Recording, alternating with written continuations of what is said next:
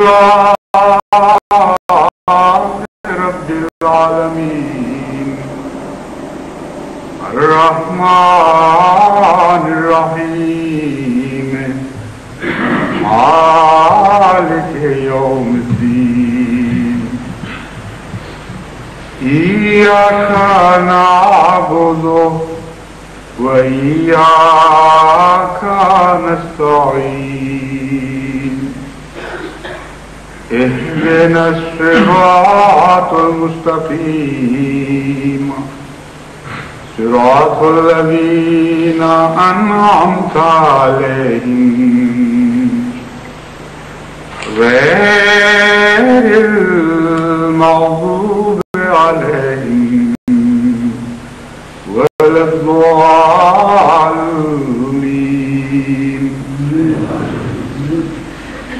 قالت الأعراب آمنا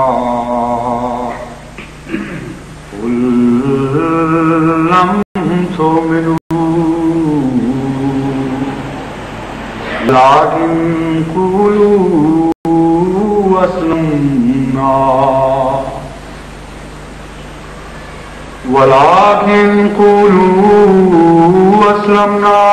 ولما يدخل الإيمان في قلوبكم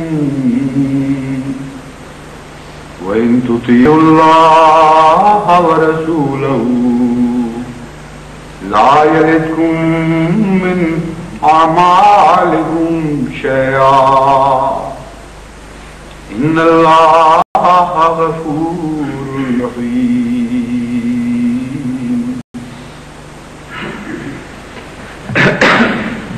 حکومت پاکستان نے جو احمدیوں کے خلاف آرڈیننس جاری کیا کا عنوان ہے کہ احمدیوں کی، یعنی انہوں نے تو قادیانی لفظ استعمال کیا ہے کہ قادیانیوں کی غیر مسلم سرگرمیوں کے خلاف آرڈیننس، تاکہ قادیانیوں کو ان غیر مسلم سرگرمیوں سے باز رکھا جا سکے. اور غیر مسلم سرگرمیاں کیا ہیں؟ سب سے پہلی اذان، کہ غیر مسلم اگر کوئی اذان دے گا تو یہ غیر مسلم سرگرمی کہلائے گی. اس لیے صرف غیر مسلموں کو غیر مسلم سرگرمیوں کی اجازت نہیں دی جا سکتی اور مسلمانوں کو غیر مسلم سرگرمیوں کی اجازت دی جا سکتی. دوسری غیر مسلم سرگرمی یہ بتائی گئی ہے کہ وہ اپنے آپ کو مسلمان کہتے ہیں. تو مسلمان کہنا ایک بہت بڑی غیر مسلم سرگرمی بن گئی، اور چونکہ یہ غیر مسلم سرگرمی ہے اس لیے نتیجہ یہ نکلتا ہے کہ غیر مسلموں کو اس غیر مسلم سرگرمی کی اجازت نہیں دی جا سکتی اور مسلمانوں کو اس غیر مسلم سرگرمی کی اجازت دی جا سکتی. الحاضر قیاس یہ منطق آگے چلتی چلی جاتی ہے. اسی طرح اس وقت اس کے تجزیہ کے متعلق تو میں کچھ مزید نہیں کہنا چاہتا. یہ تمہید میں اس لیے باندھی ہے کہ جب جماعت کی طرف سے یہ سوال اٹھایا گیا کہ بھئی وہ غیر مسلم سرگرمیاں اگر یہ ہیں تو یہ تو بڑی تعجب کی بات ہے، پھر تو سب کو روکنا چاہیے ان غیر مسلم سرگرمیوں سے، مسلمانوں کو بھی روکنا چاہیے، غیر مسلموں کو بھی روکنا چاہیے، صرف قادیانی رہ گئے ہیں ان سرگرمیوں سے روکنے کے لیے. تو حکومت نے پھر ایک وائٹ پیپر شائع کیا.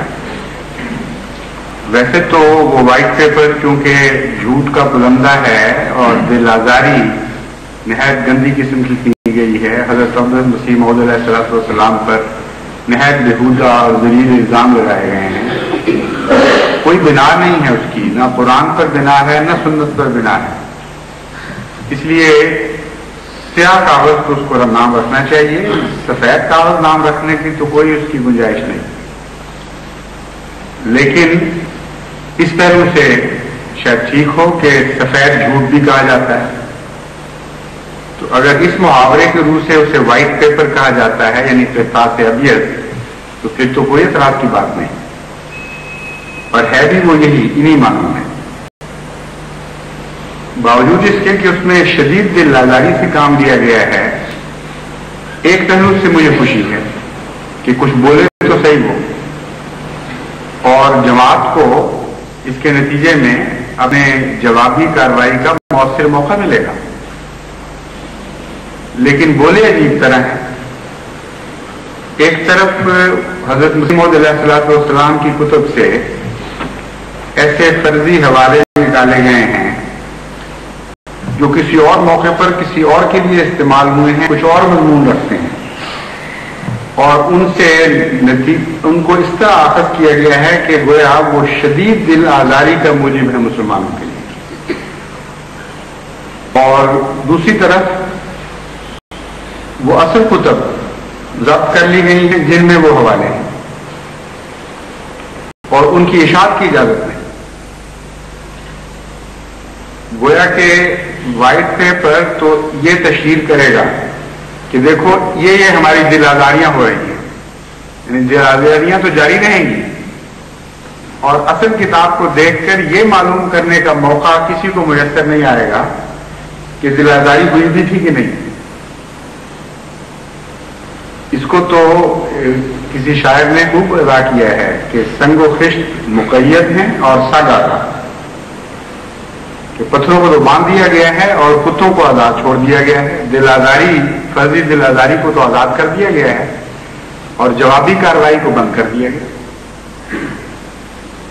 تو جتنی خوشی اس پہلو سے ہو سکتی تھی کہ ایک جواب کا موقع پاکستان میں میسر آ جائے گا، وہ خوشی تو ساتھ ہی اس طریقے کار نے ظاہر کر دی۔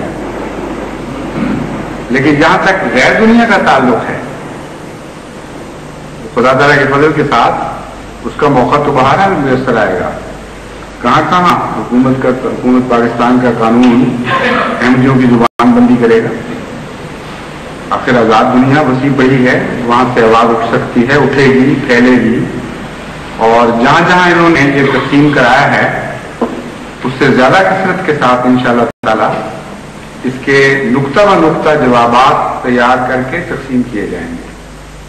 کچھ تو میں اپنے خطبات میں بھی بیان کروں گا تاکہ وہ لوگ جنہیں پڑھنے کا زیادہ موقع میسر نہیں آتا اور خطبہ ضرور سنتے ہیں ان تک بھی بات پہنچ جائے، اور اس طرح احمدیوں کو اپنے دفاع میں کچھ ہتھیار میسر آئے۔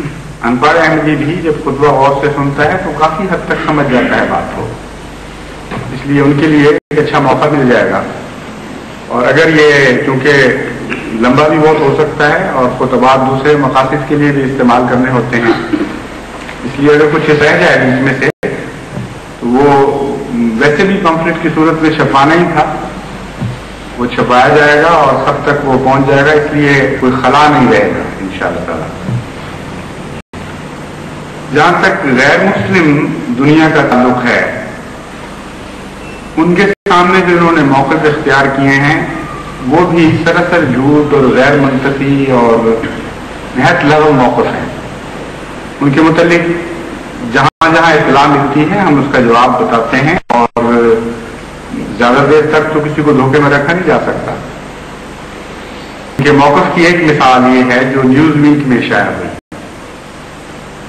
ایک بڑے پاکستان کے افسر نے اپنے جواب میں یہ بات پیش کی کہ دیکھو ایک تو بڑی منطقی بات ہے، ایک غیر مسلموں کو کیسے اجازت دی جا سکتی ہے کہ وہ مسلمانوں کا بھیس اوڑھ کر، بھیس بدل کر، مسلمانوں کا لباس اوڑھ کر وہ لوگوں کو دھوکہ دے کہ وہ مسلمان ہیں۔ آخر حکومت کا فرض ہے کہ دھوکے بازوں کو پکڑے اور ان کے خلاف کارروائی کرے۔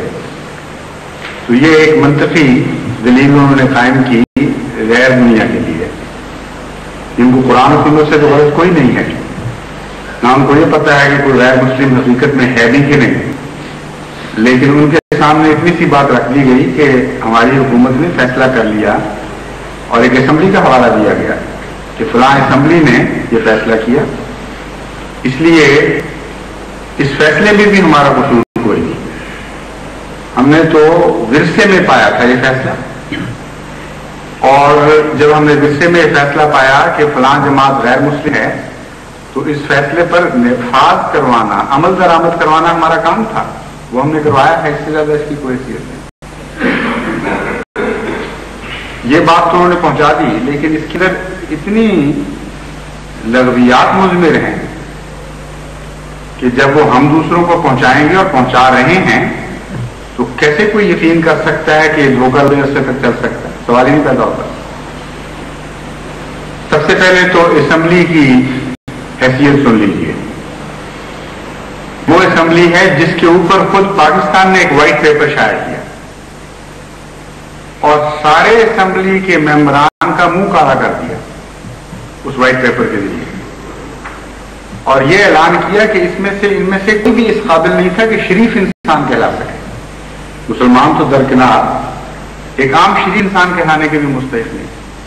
یہ لوگ فلاں بھی تھے، جتنی بدیاں ہیں وہ ان لوگوں کے متعلق گنائی گئی، اور یہ چھپا ہوا پیپر نہیں ہوتا۔ اس لیے حکومت مجبور تھی، ایسی نئی حکومت ایسی اسمبلی کو ختم کرنے پر اخلاقاً پابند تھی۔